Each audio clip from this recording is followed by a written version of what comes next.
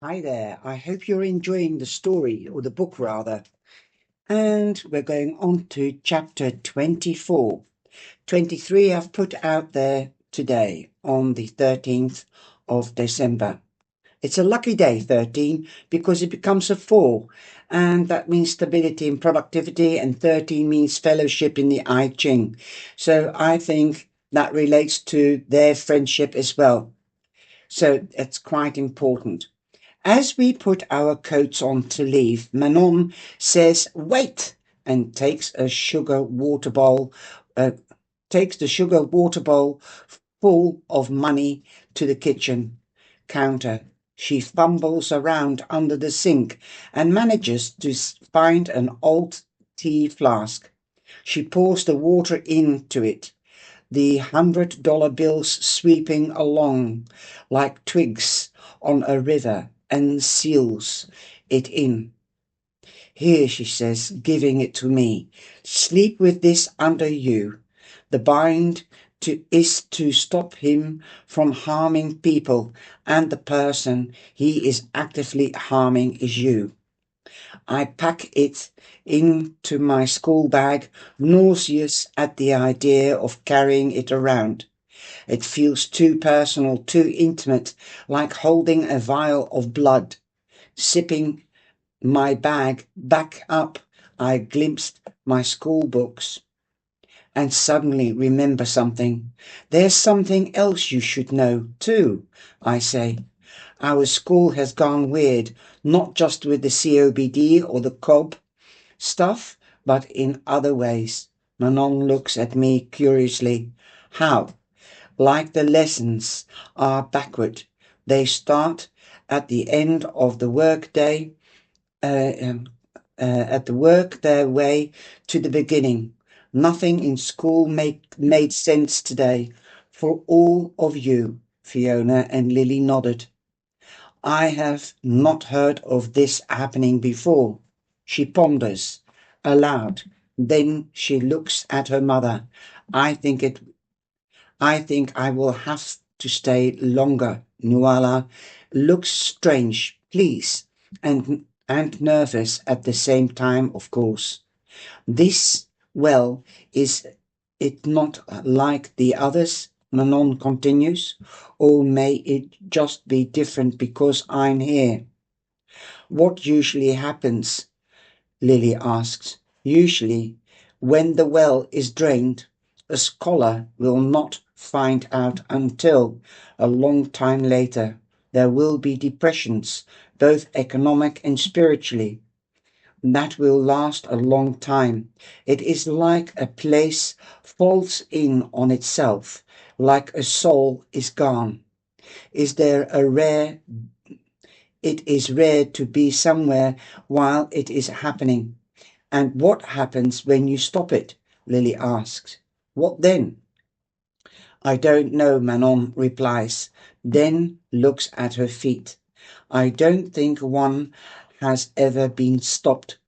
A shadow of terror crawls over me, dampening the pink, golden glow left from the spell. Manon, who evidently knows everything about wells, can't even recall a single time one was saved successfully. "Lily, I need to come home with you," I say once we are outside. "I need to talk to Rue in person. I need him to remember." She nods. "Sure, I don't know what time he'll be home, though. I don't spend a lot of time in the O'Callaghan's house anymore, rightly or wrongly. Mrs. O'Callaghan has been suspicious of me since I disappeared from Lily's life, and then reappeared just after she went missing. I know that she disapproves of me with Rue, and Rue's gender expressions, generally with which she finds confusing in light of his having a girlfriend. To her, girlfriend is supposed to mean that you are definitely straight. It does not mean that you start doing your makeup together It has only confirmed to her that I'm some sort of perversion of the normal, and in some ways she is wrong. Why judge somebody? Never mind. This book can start up conversations at parties or at home or in the family. This book could break the ice, in other words, for conversations of also on spirituality. Then there's Kilbeg University, which she also views as my fault, even though Rue's decision to attend college locally was because of the band. Both his parents still think he's his pissed his chances away because of me, and maybe now he agrees with them. Perhaps this is why Lily's mum does not say very much to me when I come in the door. In fact, she does not say much to Lily either. She was clearly relaxing before we walked in. There is a magazine on the kitchen table and a steaming cup of tea. But as soon as we arrive, she scatters herself and makes a big production of folding tea towels. You are home, she says. I didn't know whether you would be wanting dinner, so I just put some shepherd's pie in the fridge. You can heat it up if you like. Thank you, Lily says. How are you? Good. Now, she brushes her hands off her trousers. All right, it's so wooden, so awkward, and it almost breaks my heart. Mrs. O'Callaghan used to be confused by Lily. Now it's like she's frightened of her. Your brother's upstairs, she says, and we take that as our cue to leave the room. Lily winches slightly. She doesn't use brother if she can help it. We stomp up the narrow stairs, and Rue's door is open. Lily and I exchange a look, and she disappears into her room. Eileen in the doorway watching him. He sits on his bed with a long pendant necklace, diligently trying to pick the knot out of the chain. I smile the way you smile when you are watching a person you love who thinks you are alone. And in that aloneness are being completely themselves. But my eyes shift to Rue's hands, still fumbling with the knot in the chain. I furrow my brow. He picks his nails feebly at it, biting down on his bottom lip in frustration. Why is it taking him so long? Hey, I say awkwardly. He looks up and his smile is almost guilty. Hey, he lets the chain drop in his lap and reaches his hand out to my waist, pulling me softly to the bed. I sit down and we are immediately glued to each other. My hands around his shoulders, my lips to his neck. I'm sorry, I didn't call, he said hoarsely. It's fine, I say. It's fine. It will be all right. Will it, though? Something wild inside tells me that I can simply kiss the disbelief out of Rue. The skin, so solid and real, so undeniably present, will clear the fog in his mind. Our lips meet, and he pulls my face close, his thumbs on my jawline. I lean forward, and in one artful leg extension, I close his bedroom door. In these moments, it's easy to forget about what is real and what isn't. All that exists is heat and history and memory of all the times we've been here, the knowledge of what the other person likes best. There are a few things that I feel like I'm going I'm good at, but I know that I'm good at him, good with him. I wonder, as our clothes start to, uh, as our clothes start to come off, whether his mum will purposefully interrupt, but I hear the soft slam of the front door, then the sound of the car outside. She's gone.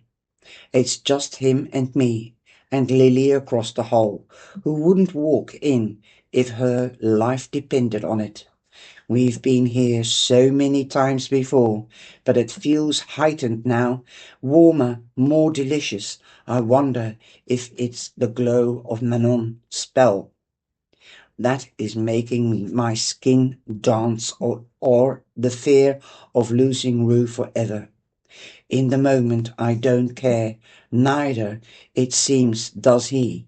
He kisses my neck, my collarbone, my breasts, all while his thumb strokes at the thin cotton of my knickers, his hand slotted between my thighs.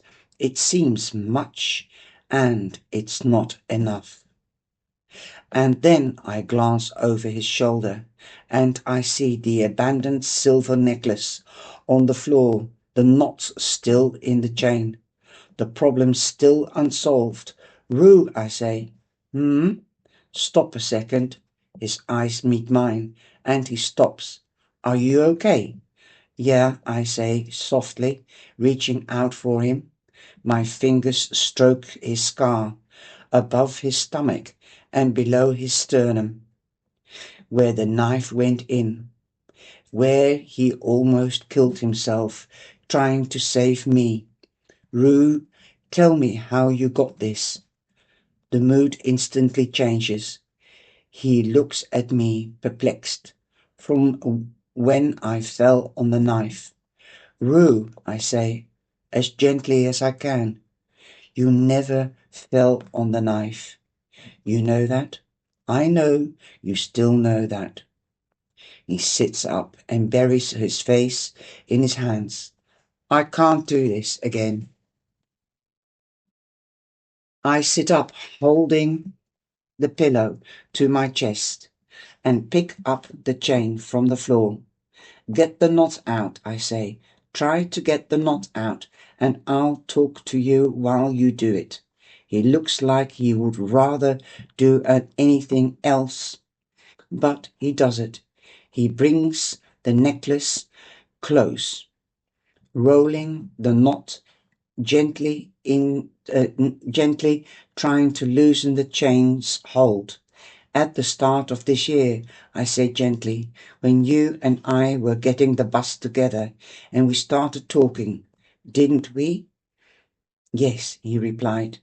I decided to go on in this vein, starting with non-magical things that definitely happened to lead us to the magical things that also did, which was funny because even though we had known each other forever, we hadn't actually chatted properly in a few years, had we? No, he says, and then he smiles. Still fancied you, though? Really? I have fancied you since we were kids. I laugh, extremely pleased with this. Well, that's nice. He picks again at the necklace, and I press on. And then Lily went missing, and we didn't know what to do. We were lost. We crashed that COP meeting, didn't we? He nods. Aaron, and that horrible game. Aaron, and that horrible game. I agree, feeling as if I am leading someone blindfolded over the river. And then we realized that the housekeeper card, the card that came up in my tarot, was actually a song. And Fiona's mum knew the song. I can feel him pulling away, as though he's just learned the sound of rushing water underneath him and wants out. And then, I say quickly, then we realized that the housekeeper, well, It had put the world out of balance, and the snow came, and he closes his hand into the fist, the silver knot embedded in his knuckles. My speech comes fast and shuttered. So we decided we would do this ritual, right? We tore up the white silk. We called Lily back to us. And right at that moment, Maeve stopped. You have to know what I'm talking about. You can't have just... He stands up, put the silver chain on the dresser, and starts opening drawers. He takes out a t-shirt, silk cameos, a bridesmaid dress we found in the charity shop. I'm going in the morning, he says. In the morning? I clutch the pillow closer to me, suddenly very conscious of being almost naked in his room, which means I'll be back for your birthday, he says brightly. Something inside me breaks. The feeling of leaves bursting, of towns flooding. I start to cry. I don't even try to talk through the tears at first. I just sit there, soaked in them, holding the pillow like it is the keeping the blood inside my body. Babe, he says, sits down, all concerned. I thought you would be happy. I'll be home when you turn 17, and I'll buy you something nice while I'm on tour. And Rue, I croaked. It will be too late by then. You won't even remember who I am.